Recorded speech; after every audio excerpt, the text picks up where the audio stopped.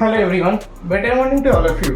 So আজকে আমি কোনো রকম ডব্লিউবিজি ওরিয়েন্টেড কোনো এডুকেশনাল ভিডিও বা স্ট্র্যাটেজি বা মার্কস অ্যাসেসমেন্ট এগুলো কিছু নিয়ে আসিনি।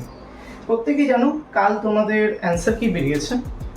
অ্যান্সার কি অনেক ভালো হয়েছে। এবারে ডব্লিউবিজি বোর্ড যে সমস্ত স্টেপস নিয়েছে এক্সামের ক্ষেত্রে হোক কিংবা প্রত্যেকটা স্টেপে আমার মনে হচ্ছে ডব্লিউবিজি বোর্ড এবারে অনেক ট্রান্সপারেন্টের সঙ্গে অনেক ট্রান্সপারেন্টলি এক্সামটা কন্ডাক্ট করিয়েছে।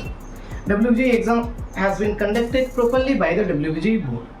একদম অ্যান্সার কিতে কোনো রকম আমাদের ডিপ্লোম্যাটিক অ্যান্সার্স নেই, একটা কোশ্চেন বাদে, ঠিক আছে। আমি এই ভিডিও দ্বারা WBGE বোর্ডকে হামলি রিকোয়েস্ট করছি, please sir watch this video.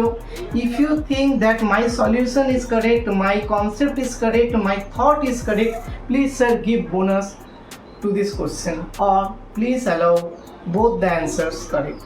Actually এই কোশ্চেনে ডব্লিউবিজিই বোর্ড যে অ্যান্সারটা দিয়েছে সেই অ্যান্সারটা হচ্ছে এই অ্যান্সার দিয়েছে, ঠিক আছে। এবার আমি শুধুমাত্র আমি নয়, আমার সঙ্গে আমার অনেক বন্ধুরা যারা আমার মতনই আমার ফ্রেন্ড সার্কেলে আছে, আমি যেখান থেকে এডুকেশন নিয়েছি ওইখান থেকে ওরাও নিয়েছে, আমার মতনই পড়াশোনা করেছে, লজিক্যাল থিঙ্কিং হিসেবে ভেবেছে, তারা অ্যান্সারটা করেছে 0, ঠিক আছে। আজকে এখন আমি বলতে চাইছি যে কেন অ্যান্সারটা 0 হবে বা কেন অ্যান্সারটা 2 হবে কিংবা কেন দুটো অ্যান্সারই কারেক্ট হবে, আমি ওটা নিয়ে বলছি। সিম্পল জিনিসটা ভাবো, কি বলেছে, let f of x mod of x minus alpha plus mod of x minus beta where alpha and beta are the roots of the equation। তো আমি সিম্পল এই কাজ, আমি আলফা অ্যান্ড বিটার যে ভ্যালুটা আছে ওটা বের করে নিয়ে নিই, ঠিক আছে। তো অ্যাজ উই প্রসিড, আমরা প্রথমে আগে বের করব x square minus 3x plus 2 is equal to 0। এখান থেকে বুঝতে পারছি এর ফ্যাক্টরস গুলো হবে x minus 2 into x minus 1, যেখানে আমি x ইকুয়াল টু কি পাচ্ছি, 2 পাচ্ছি বা 1 পাচ্ছি, আইদার 2 অর 1। আশা করছি ক্লিয়ার এটা, ঠিক আছে।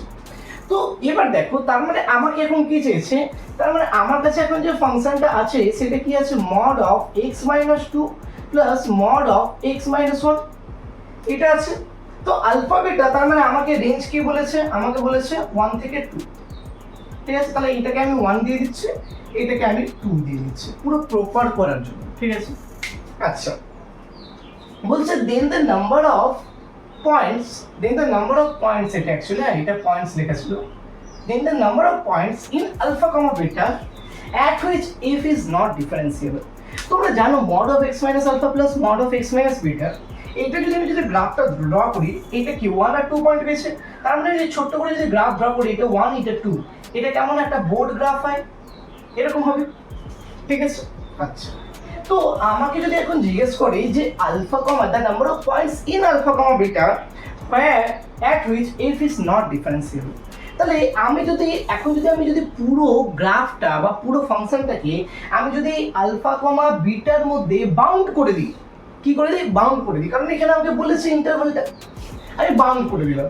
তো আমার তাহলে এইটা দেখার আর দরকার নেই, এইটা দেখার আর দরকার নেই, ঠিক আছে।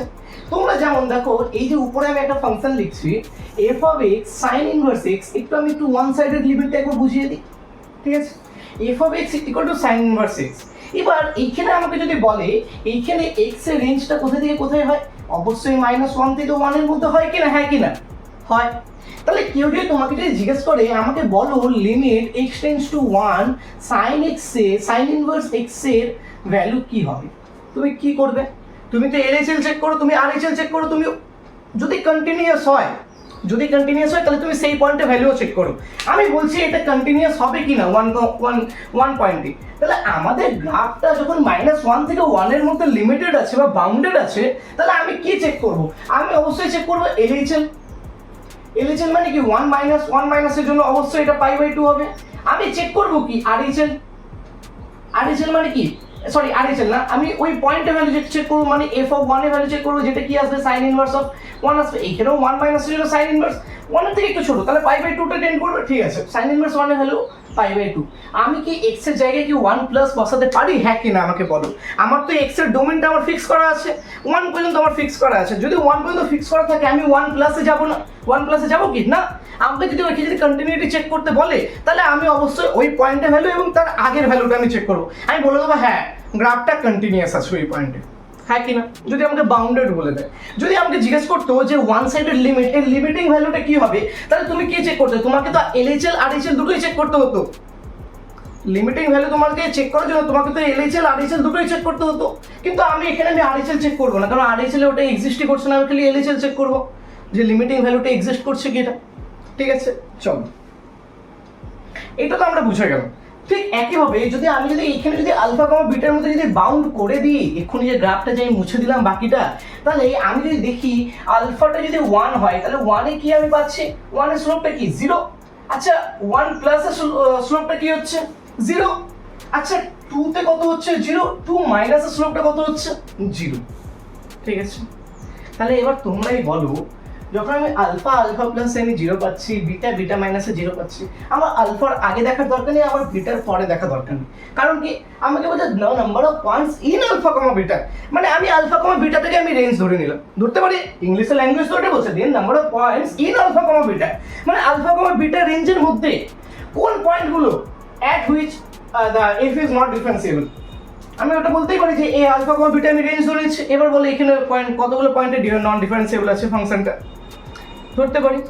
সঙ্গে সঙ্গে কেউ এটাও বলতে পারে, দাদা আমি তো এরকমও ভাবতে পারি, then the number of points in alpha comma beta, আমার আলফা কমা বিটাটা রেঞ্জ দিয়ে যার মধ্যে আমি খুঁজতে পারি কোথায় পয়েন্টটা নন ডিফারেন্সিয়েবল। সে বলবে হ্যাঁ, এমনি যদি আমি পুরো গ্রাফটা আঁকতাম, পুরো গ্রাফের মধ্যে এই পার্টটাও আছে, এই পার্টটাও আছে, তাহলে আলফা আর আলফা প্লাসে কি হচ্ছে? স্লোপ 0 হচ্ছে, কিন্তু আলফা মাইনাসের স্লোপটা দেখো নেগেটিভ হচ্ছে।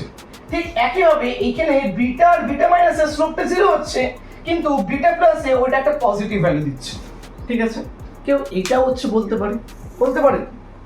হ্যাঁ, তো ওইটাই আমি বলছি, যদি কেউ যদি এটাকে যদি ভেবে নেয় যে এটাই আমাদের ডোমেন, তাহলে সে হচ্ছে এইটুকুনি পার্টটা আঁকবে না, এই পার্টটা আঁকবে না, সে শুধু এর মধ্যে কমেন্ট করবে। কেউ যদি ভেবে নেয় যে আমি পুরো গ্রাফটা আঁকবো, খালি এদের মধ্যে আমাকে বলছে যে কোন পয়েন্টে নন ডিফারেন্সিয়েবল, আমি তাহলে সেই পয়েন্টটা 1 আর 2 বলবো। তাহলে কেউ যদি ওই ভেবে অ্যান্সার করে, তাহলে সে 2 অ্যান্সার করবে। কেউ যদি এটাকে যদি হচ্ছে ভেবে নেয় যে এটা আমার ডোমেন দিয়ে দিয়েছে, তাহলে আমি বাকিটা কেন দেখবো, তাহলে সে 0 অ্যান্সার করবে।